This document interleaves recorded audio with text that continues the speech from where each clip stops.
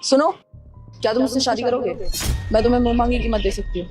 नेहा, क्या तू इस गरीब से शादी करेगी? 1 लाख रुपए का पैकेज है तुम्हारा और ये पूरे साल मिलकर भी 1 लाख रुपए नहीं कमाता होगा। ठीक है, मैं तुमको बाद में समझाती हूँ। बताओ, करोगे मुझसे शादी? भैया इधर आना। सुजीत का घर पता है आपको? सुजीत भाई का घर तो वो सामने हो रहा। ठीक है, थैंक्स।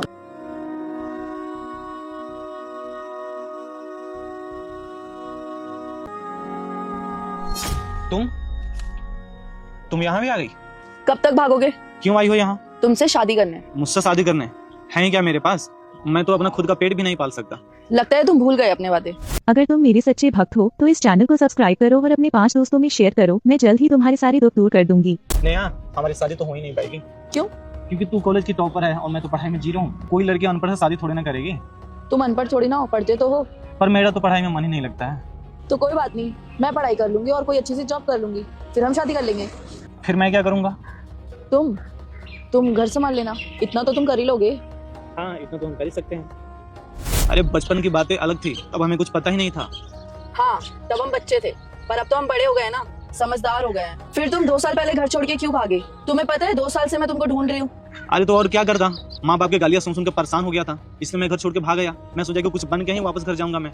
लेकिन यहाँ आके पता चला कि मुझे अपना पेट भरना ही मुश्किल हो रहा है और यहाँ आके कोई ढंग की नौकरी नहीं मिल रही है, मजदूरी करना पड़ रहा है हमें। अब आके पता चला कि हाँ, पढ़ाई कितना जरूरी था हमारे लिए। अरे कम से कम तो तुमको बता के तो जाना चाहिए था ना। तुम्हारे जाने के बाद तुम्हारी फैमिली और मैं कितना परेशान हुए तुमको पता भी है। और फिर ऊपर से तुमने अपना नंबर भी बंद कर दिया। हाँ, उसके बाद ना मुझे किसी से बात करना था और ना मुझे किसी से मिलना था, और मैं उसी टाइम वापस आता जब मैं कुछ बन जाता। ऐसे नहीं होता है सुजीत, मैं गर्लफ्रेंड थी यार तुम्हारी, बचपन से हम साथ में थे। तुम ऐसे कैसे मुझे छोड़ के जा सकते थे? अरे कोई नहीं चाहता था कि हम दोनों साथ रहें। तुम्हारे पापा भी बोलते थे कि क्यों मेरे बेटी के पीछे पड़ा है। तुम्हारे पापा क्या, मेरे पापा भी बोलते थे कि उस लड़की का जिंदगी खराब कर देगा तू। फिर मैंने सोचा कि तेरी लाइफ तो अच्छी हो ही जाएगी, क्योंकि कोई ना कोई अच्छा लड़का तुझे मिल ही जाएगा, तो मैं तुम्हारी जिंदगी में रह के तुम्हारी जिंदगी क्यों खराब करूं? अरे मुझे अपनी जिंदगी में सिर्फ शांति और खुशी चाहिए थी, जो मुझे तुम्हारे साथ मिलती थी। और कोई प्रॉब्लम नहीं है यार, तुम पैसे नहीं भी कमाओगे तो तुम हाउस हस्बैंड बन जाना, मैं वर्किंग वाइफ बन जाऊंगी। फिर भी नेहा, फिर भी कुछ नहीं। अब इससे ज्यादा कुछ बोला तो थप्पड़ मारूंगी खींच के। तुमको पता है ये 2 साल मेरे कैसे बीते हैं? हर रात सोचती थी आज आ जाएगा, आज आ जाएगा, पर हर दिन मेरी ये उम्मीद टूटती रही। फिर भी मैं अपने आप को यही याद दिलाती थी कि वो आ जाएगा, वो आ जाएगा। मैंने घर वालों से सबसे बात कर ली है और हम घर जाते ही सबसे पहले शादी करेंगे। सच में?